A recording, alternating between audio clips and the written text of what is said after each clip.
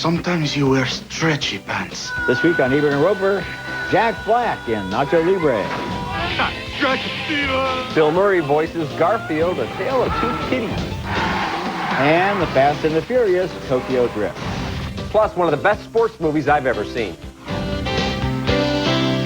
Your skills plus my skills in the ring. Tag team. Oh, you're crazy. Aren't you tired of getting dirt kicked in your face? Don't you want a little taste of the glory? See what it tastes like.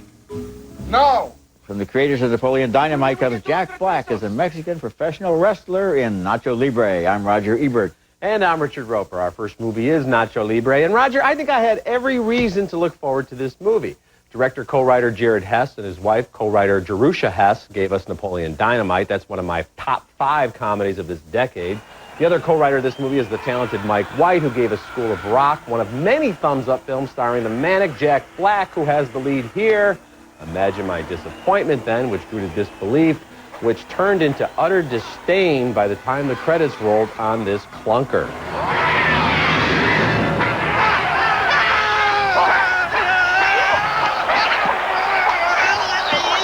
That is one of the many astonishingly unfunny wrestling sequences featuring Black's Nacho Libre. He's a monk/wrestler and his toothpick skinny partner losing to a series of uninteresting opponents. I guess that's the joke, that Nacho Libre stinks.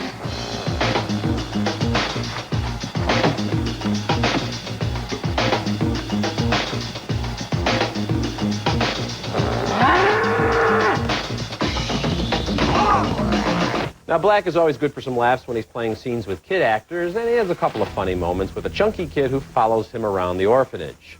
Chancho, when you are a man, sometimes you wear stretchy pants. Ana de la Reguera is Penelope Cruz beautiful as a novice who has all the brothers panting and twitching, but it's a nothing role that basically requires her to look like a beautiful statue as Nacho tries to impress her. Where's your robe, Ignacio? It was stinky, but these are my recreation clothes.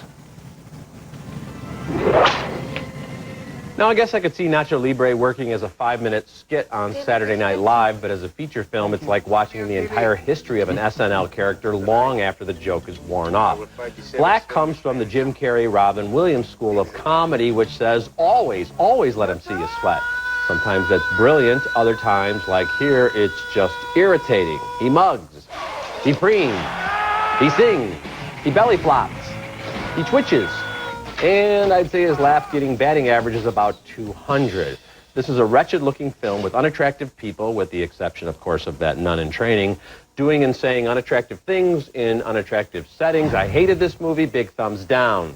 I was disappointed, too, and there were some funny things in it, and I smiled. I kind of smiled from time to time at the whole conceit of these matches and of the fact that he finds himself as a professional wrestler, and I love this little motorcycle and a few things like that, but come on. It just didn't gel. It didn't come together. A comedy has to really pound in the humor. I mean, not that it can't be subtle, but it has to be there. There is no story here whatsoever. Even something, as wacky as the 40-year-old virgin or the Wedding Crashers, you have to have something resembling something happening to some people. Nothing goes on here. He just keeps wrestling, then he goes back to the orphanage, and you get a lot of close-ups that are just kind of mean of people with dumb looks on their dull faces. I hated it. Okay, I hated it. The movie is The Fast and the Furious Tokyo Drift, and to my surprise, and probably yours, I really like this movie. In the Fast and Furious tradition, it involves a lot of Fast and Furious racing on highways and city streets and a duel between the hero and the bad guy. But it tells an interesting story, too, about an American high school troublemaker who's sent to live with his dad in Tokyo and immediately makes an enemy of the nephew of a Yakuza gangster.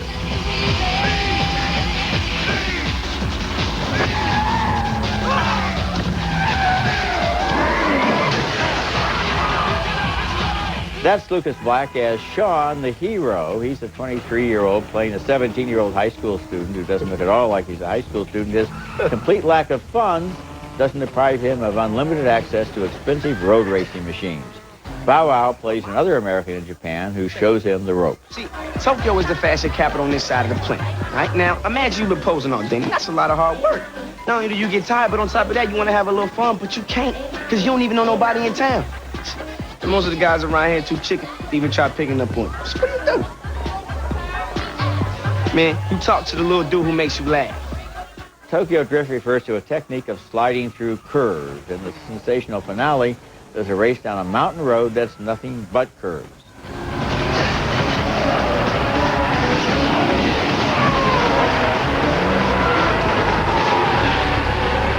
Amazing how there's never any civilian traffic on those roads.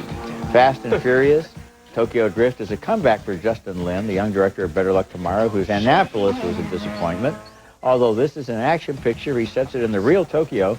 The hero's father lives in a tiny house. We visit locations that have a documentary reality. I can't believe for a moment that those are real high school kids, but so what? The racing sequences are inspired by Rebel Without a Cause, and the starter is a girl played by Natalie Kelly, the Natalie Wood of this movie, and just about as pretty. Thumbs up, and the people who made Nacho Libre could only have wished that you laughed as much during that movie as you did during my review of this movie. All right, come on, I'm being punked, right? Now let's do your real review. You're really giving this movie, this piece of junk, this piece of garbage. Let me tell you, Thumbs the up. people who go to see this movie on my recommendation are going to have a much better time than the people who went to see the breakup on your recommendation. Well, let me tell you something. It's amazing how you fall for these fast and furious pieces of garbage. I like, and it's the a very idea, good job of doing what it says it wants to do. It's going to show us cars going around in these ridiculous settings. And you talk about how, you know, it's amazing how there's never been anybody else on the roads. There are also apparently no police in Tokyo. These kids go to school, They I guess, explain that. about one. Oh, They explain yeah. why the police. Oh, they don't explain anything. It's ridiculous. And these races through parking garages and on these abandoned roads. The whole thing is preposterous. The acting is so awful. Some of the worst performances I've seen in a long, long time. And Roger, that's fine. You know, drifting, isn't that cool? They can do this thing. You know, and meanwhile, in the real world, teenage kids are drag racing and getting killed. We had a case like that recently in Chicago. And then they put this disclaimer at the end of the movie saying, don't try this at home. Yeah, which and is the real just a bunch world of people are nonsense. breaking up and getting killed It's too. just, you know? it's just a piece of junk. Okay. The plot is preposterous. Okay. The acting is over the top. And yeah, the cars are shiny and they go fast. Okay, Congratulations. what can I say? You're wrong. Trust me on this one. Trust me on this one. Okay, later in the show, Bill Murray is King of the Castle and Garfield, the tale of two kitties. And next, the Duke returns in a wonderful box set, including one of my great movies. It's in our Thumbs Up video segment. Looking at movies new on DVD, Elijah Wood in Green Street Hooligans, which got 2 thumbs up, Emma Roberts in Aquamarine, which got 2 thumbs down, and Bruce Willis in Mos Def in 16 Blocks, which got a thumbs down from Richard, but a thumbs up from me. Aren't you the generous sort lately? I have a video pick this week, Roger, that you also loved. It was my pick as the best film of 2005, Syriana, a great film that has lofty ambitions to say serious things about serious issues. George Clooney, of course, won the Oscar Best Supporting Actor. I think Matt Damon gives an equal performance here. Everybody in the cast is great. I want to go back. Is it safe for me? Are we talking about with your wife or with the wackos? Yeah, it is the kind of movie where if you're watching at home, you might have to say to whoever you're watching with, wait a minute, what just happened there? Or who's that? Or what's that all about? So in a way, it might even be better suited to home viewing because you don't want to do that kind of talking in a theater. So watch the film, stop it if you have to, but I don't want people to feel like it's a challenge. It's also a great piece of entertainment. Oh, well, you know, the funny thing is I didn't understand the plot, and I'm not supposed to, and I understand later that the director says you can't understand the plot because nobody in the plot understands it. Right. In other words, the world of oil is It's a visceral too complex. experience. Nobody has the big picture, but you always know where you are in the small And picture. you know when you're watching this, you're watching a great film. Okay, my video pick this week is one of the most famous collaborations in movie history between John Wayne and John Ford. They worked together starting in the days of silent films. And there are at least 5 truly great movies in this box set of 8. One, of course, is The Searchers, which comes on 2 discs, plus a whole lot of bonus material. It's the story of a lonely man searching for his niece who has been kidnapped by Indians. Yo, Jay.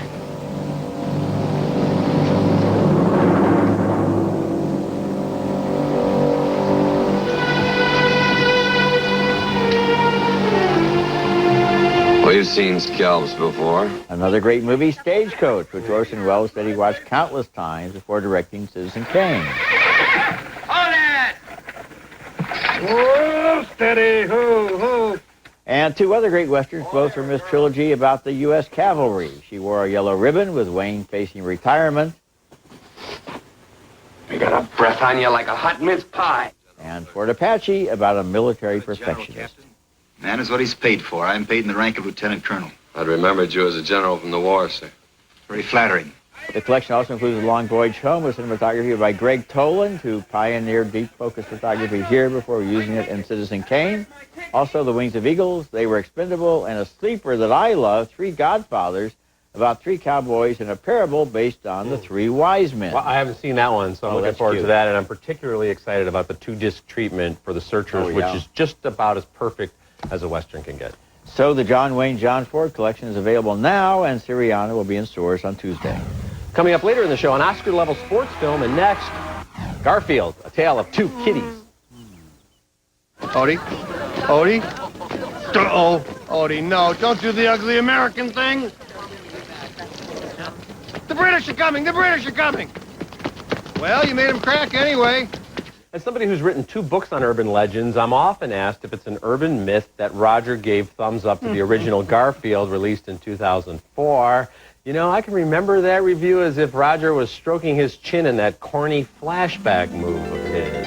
We're not really supposed to laugh at the chasing and so forth. We're supposed to laugh at Garfield's detachment and his running commentary, and that's what I enjoyed. I thought they got that right. Well, I guess this is your lucky week, partner, because now we have Garfield, A Tale of Two Kitties. Bill Murray returns as the voice of the comic strip Fat Cat, and once again, nobody notices that Garfield is a CG creation, whereas all the other animals and the humans are live action. Garfield, since when do you say no to lasagna? You do realize I'm a cat, don't you, sir? He doesn't seem like himself. That's Breckin Meyer as the ultra-nice, ultra-dumb, ultra-bland John, who's in London to propose to Jennifer Love Hewitt. The screenplay stretches and strains to have Garfield switch places with Prince, an Aristocat. In the meantime, Garfield is being treated like royalty at the prince's manor. What did the Indians serve to the pilgrims? Lasagna. What did Marie Antoinette scream to the rabble? Let them eat lasagna. What did Neil Armstrong say when he landed on the moon? That's one small slice of lasagna. It's not a dish. It's the stuff of dreams. There's something kind of strange about a bunch of animals cooking in a kitchen when many of those animals would normally be getting cooked in a kitchen. But that is the least of this movie's problems. I just don't find Garfield very funny, not as a comic strip creature, and not as the centerpiece of a feature film. Bill Murray, of course, is a comic genius, but his familiar vocal tics and tricks are just distracting here. Even off screen, he overshadows the character. I just kept hearing Bill Murray, Bill Murray, Bill Murray. I have to admit, I didn't hate this Garfield as much as the first Garfield. It's harmless, it's forgettable, it's inoffensive. I guess it might keep kids occupied on a winter afternoon when it comes out on DVD. For now, though, thumbs down. I agree with you that it is a better movie than the original Garfield, so I like it even more. And kids at home, kids, you know, the smaller kids. Your Uncle Richard here, he's an old man. He's very old and doesn't understand. I'm a hipster who knows what's right for the kids. A comedy about cats and Garfield, and so just listen to me because it's real funny because the way that Garfield gets to England is interesting, and then it turns out that he's mistaken for this rich cat who runs an entire castle, and the two of them change places, kind of like the prince and the pauper, and they solve each other's problems, and it's all very cute, and you're going to like it. And so now we can go back to Uncle Richard. Hello, Uncle. Well, I'm so glad that you like Garfield and the Fast and the Furious, the sequels to Garfield, and the third entry in the Fast and the Furious. Eternally Young. That's me. Wow, yes. Your thumb is stuck, I think. We'll see if it is or not. Our next movie is directed by Kevin Bacon. It stars his wife, Kira Sedgwick, in a film that is too effective for its own good. Loverboy, based on a bestseller by Victoria Riddell, tells the story of a deeply disturbed woman who goes seeking a man to father her child, finds one, has a child, raises the son by herself, and clings to him with such possessive determination that their relationship is profoundly unhealthy. Dominic Scott Kay hates it when she calls him Loverboy. Loverboy, be careful! What? Your mom? Your mom does weird things. Can't keep him out of school forever. His mom holds him out of school, doesn't like him to play with the other kids, and is very upset when Matt Dillon, playing the nephew of her landlord, comes into their lives.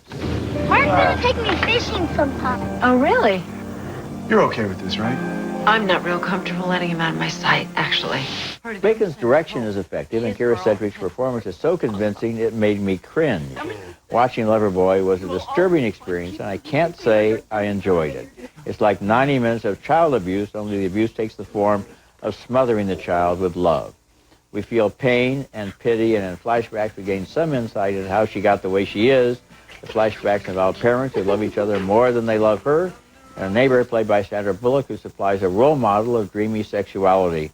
But basically, this mother is demented and delusional, and it's not a pretty sight, and I'm going to have to give this movie thumbs down. You know, I think your description is right on with this, Roger. There's a lot of skill on display here and a great performance, but I can't recommend it either because this woman is so clearly and obviously abusive and insane that anybody in the real world coming into contact with her would want her to get her away from that child as soon as possible. And the flashback scenes with Kevin Bacon and Marissa Tomei are just grotesque. They're so overdone, and I know that's in her mind that we're seeing that, but it's just distasteful, and there's just no reason to really to seek it out. Yeah. Okay, next I do have a film that I really hope people do look for. It's one of the most inspirational sports documentaries since Hoop Dreams. It's called The Heart of the Game, and it features a cast of real-life personalities far more intriguing and complex than the majority of fiction films we see every year. At the heart of this 7-year saga is Bill Ressler. He's a college professor of taxes who moonlights and daylights as the coach of a girls' high school team in Washington State.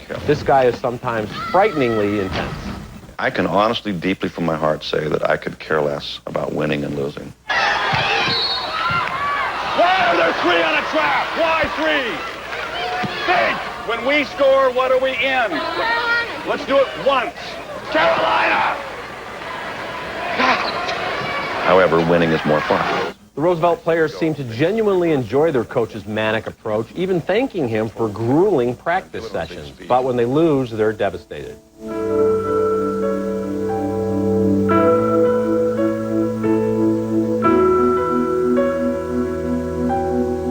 Darnelia Russell is the most talented and the most problematic player Ressler has ever seen. She has WNBA ability and a world of attitude. She's also immensely charming. I want to play in the WNBA really bad. That's what I'm trying to just do. Good, don't do nothing bad, just be good. You know, go to college and play ball. Written and directed by Ward Serrell and narrated with a soft shooter's touch by Chris Ludacris Bridges, The Heart of the Game is compelling from the opening whistle. When Serrell set out to make this film, there's no way he could have known about drama and of the heartbreak to come. Darnelia gets pregnant, she drops out, she petitions the state to return, and another player falls under the spell of an outside talent coach, and just hearing her side of one quick telephone conversation with that coach, I could feel my heart sink. I knew something was wrong there, but even that terrible mess has an upbeat ending. The Heart of the Game, I think, is an Oscar-level piece of work. Oh, I think Academy Awards for sure. This is a great film. Darnelia Russell is so good naturally on film. And it's so interesting that here's a young woman who goes to this other high school across town because she thinks she can play basketball there, get a better chance at a college scholarship. At first, she's late to practice. Her grades suffer. She's insecure in this new, mostly white environment.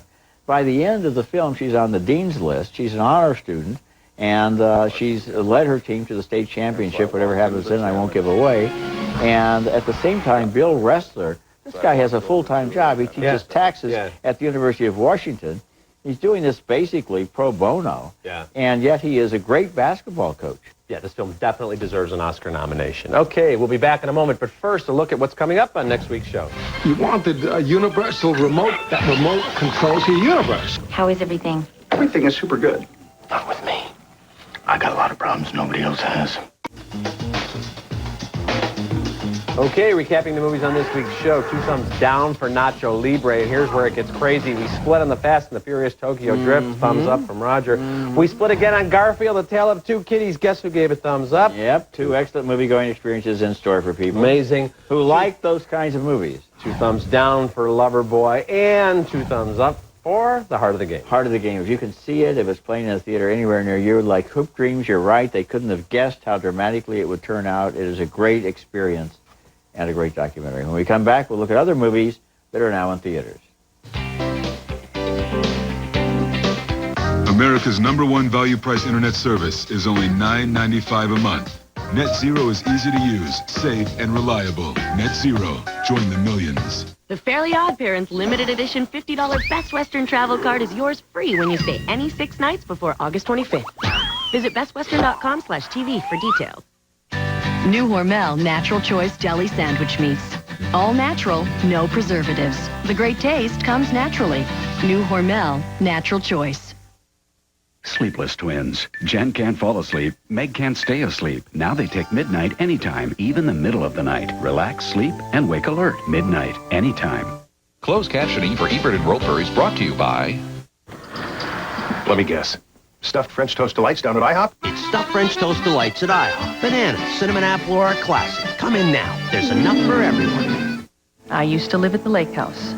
Then I moved. Looking at movies now in theaters, Keanu Reeves and Sandra Bullock in The Lake House. It got 2 thumbs up. It opens this week. Owen Wilson and Paul Newman in Cars. 2 thumbs up. And Meryl Streep and Lindsay Lohan in A Prairie Home Companion.